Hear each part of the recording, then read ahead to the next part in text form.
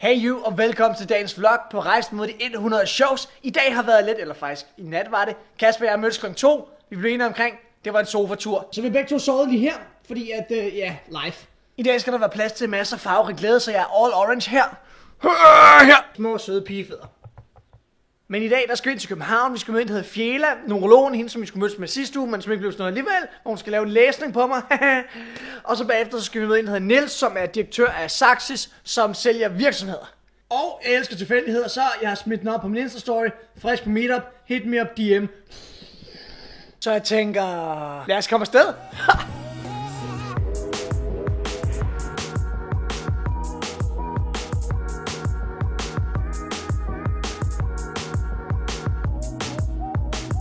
Mine damer og herrer, vi landede, solen skinner, og jeg kunne simpelthen ikke lade være med at tænke på i toget, at i dag, og generelt måden, som jeg begyndte at leve meget med efter min kammerat Kasper sagde til mig, det skulle jeg, så er det, at det her med at omfavne tilfældighederne. At jeg kan ikke lide at planlægge og flueknippe ting ned til detaljer, men hvis der er noget, jeg godt kan lide, så have det en generel idé om, hvad der skal ske, og så få et eller andet sted den fedeste oplevelse af det, ligesom i dag, hvor vi skal møde Fjela lige her om lidt på, jeg ved ikke hvor, men en eller anden café eller sådan noget, og så tager vi den derfra.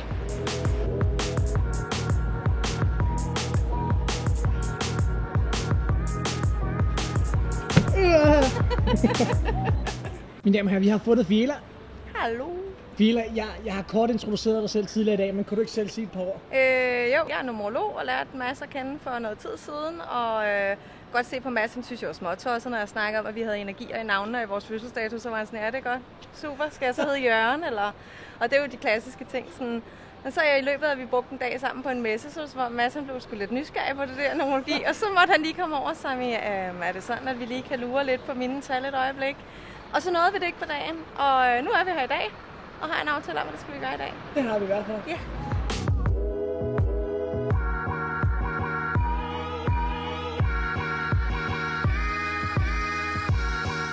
Jeg er nu blevet færdig med min tolkning, so to speak, med Fjela, og man kan sige meget omkring numerologi, og jeg har altid været møgfucking skeptisk, men det ændrer ikke på, at 97% af de ting, hun har sagt, det matcher faktisk rimelig godt. Jeg siger ikke, at jeg skal have et navneskifte, men jeg siger bare, at det er super fedt at lære omkring sådan nogle ting her. Så Fjela, kan du ikke sige et eller andet omkring mig, som vi har snakket om i dag? Jeg kunne ikke lade være med at grine, da jeg lagde dig op et eller andet sted, Mads, fordi nu kender vi jo lidt til hinanden. Vi har kendt hinanden i hvad? En måned måske? Sådan noget lignende. Ja. Ish, ikke? Altså, og ja, jeg ved, at lave nogle foredrag og sådan noget. Det er jo ikke rocket science at finde ud af. Men derudover kender vi jo ikke så meget til hinanden. Men alligevel, da jeg så ser dit nomoskop og ser de energier, du har med, så pludselig dukker der nogle energier der handler om spotlight-effekt, at man gør sig bemærket lige meget, hvor man går.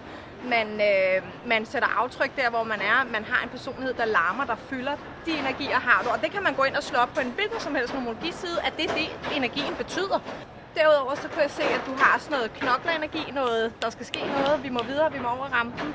Tænk noget, kan ikke sidde for længe på sin stol og slappe af og så videre. Og det er fuldstændig det, der står.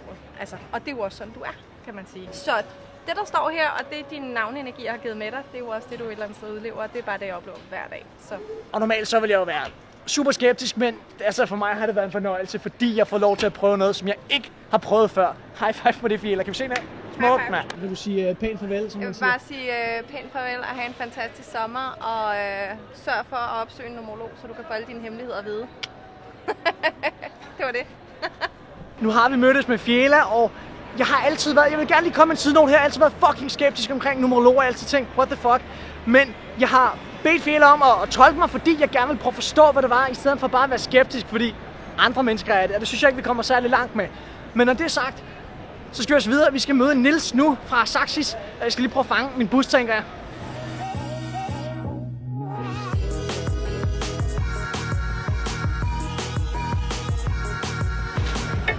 Nu skal vi bare lige finde kontoret, hvor vi skal være selve Saxis' hovedkontor. Og ja, Google Maps, mine damer og herrer.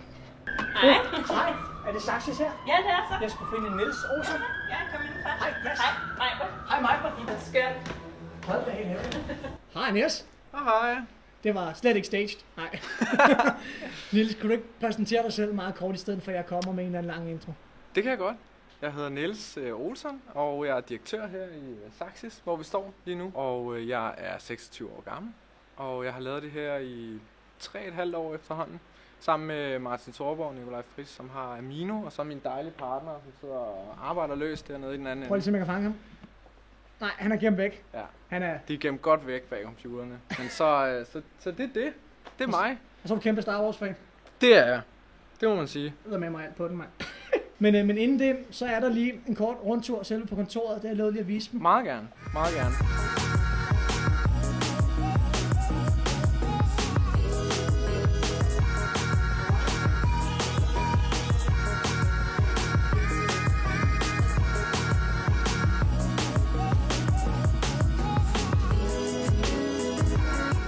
Men vi skal gå en tur, Niels. Det synes jeg, vi skal.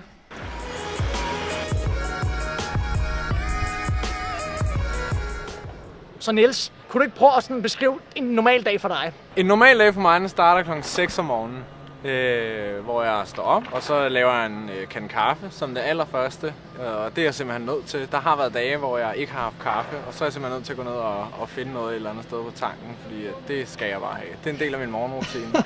Så når jeg lavet min kaffe, så sætter jeg mig ind for min computer. Jeg har et dejligt kontor derhjemme, og så arbejder jeg i cirka 1,5 time frem til cirka 7:30. Og så mediterer jeg i 20 minutter med den app, der hedder Headspace. Og så træner jeg også i cirka 20 minutter. Og så går jeg i bad og gør mig klar, og så kommer jeg ud på kontoret. Så er jeg cirka ude på kontoret ved 9-tiden. Og det er ikke noget, jeg altid har gjort, men det jeg startede på, fordi jeg synes, at det gør, at jeg er meget mere på, når jeg så kommer ud. Jeg når selvfølgelig mere, fordi jeg har den der 1,5 time, jeg arbejder, inden jeg tager ud på kontoret. Og der kan jeg også sidde og arbejde med noget, hvor jeg ikke skal blive forstyrret, fordi det bliver tit ude på kontoret, så ringer telefonen, og så kommer der nogen, der har et spørgsmål eller til et eller andet. Det er rigtig dejligt at have den der 1,5 time først der. Og så tager jeg ud på kontoret, og så er det her klokken 9. Som regel er det sådan, at 2 dage om ugen i hvert fald, der bliver jeg derude til klokken 22. Og resten af dagene, der tager jeg så hjem, og så er jeg sammen med Anne, som er min forlovede, og sammen med hende. Og så arbejder jeg lidt sådan sporadisk, sidder i sofaen med computeren på skødet, eller sætter mig ind på kontoret et par timer, når vi har spist og sådan nogle ting. Det er egentlig sådan en typisk dag ser ud for mig. Og sådan en dag som i dag, der er jeg ude på kontoret i lang tid, så jeg kommer til at sidde til kl. 22 og har planlagt en hel masse ting, der skal ske efter det, som vi ligesom kalder for prime time, som er der, hvor kunderne de ringer og skriver ind og har brug for vores hjælp. Så er det gode spørgsmål, Niels. Nu bliver jeg nysgerrig. Ja. Er det hver dag, du står op kl. 6? Hvad med weekender? Weekender, der står jeg op lige præcis, når det passer mig. Endnu bedre spørgsmål er, Niels. Hvad tid går du så helt præcist i seng i hverdagen? Jamen, i hverdagen, der går jeg i seng kl. 10 helst. Okay. Som sagt, så er jeg er dårlig til det, og det er noget, jeg kæmper med. Så nogle gange sniger den så hen og bliver 11. Det gjorde den for eksempel i går aftes. Men jeg skal helst i seng kl. 10, så jeg kan få mine 8 timer. Vi skal sige rigtigt farvel til Niels her, så har jeg lige givet mig en udfordring om at... Jeg kan hoppe derop. Du sagde, du dyrker så meget motion her. Niels, har du et par sidste ord til følgerne her? Altså, jeg vil egentlig bare sige, lyt til Mads, fordi han ved, hvad han snakker om. Han har selv været igennem tingene, og som jeg lige sagde til ham, synes jeg, det er super inspirerende at møde en person, som hjælper andre mennesker gennem sin egen erfaring, har været igennem noget, som er negativt selv, og så har vendt det til noget positivt, og kan bruge det til at hjælpe andre. Det er også noget af det, der motiverer mig for at lave mine videoer. Og hvis du selv har sådan et eller andet hårdt, du har været igennem, noget negativt, du måske sidder midt i, så husk på, at der er også andre mennesker, der sidder i samme situation, eller har siddet i samme situationer, som måske kan bruge dine erfaringer til noget. Og det kan i virkeligheden være den måde, du kan vende det til noget positivt på. Tak skal du have, Niels. Du får lige klør 5 der uden at vælge. Vi er færdige med Niels, hvilket har været super inspirerende at møde en, som har sådan en vild arbejdsetik, men som samtidig ønsker at gøre noget godt for andre mennesker faktisk. Det synes jeg er så fedt. Som sagt, vi var lidt spontane til at starte med, som I kan se i klippet her. Og jeg elsker tilfældigheder, så jeg har smidt den op på min Insta-story. Frisk på Meetup. Hit me up DM. Der hører vi om nogen, der var friske på et meetup, og vi skal mødes med Charlotte Bang, som er psykolog på... Ja.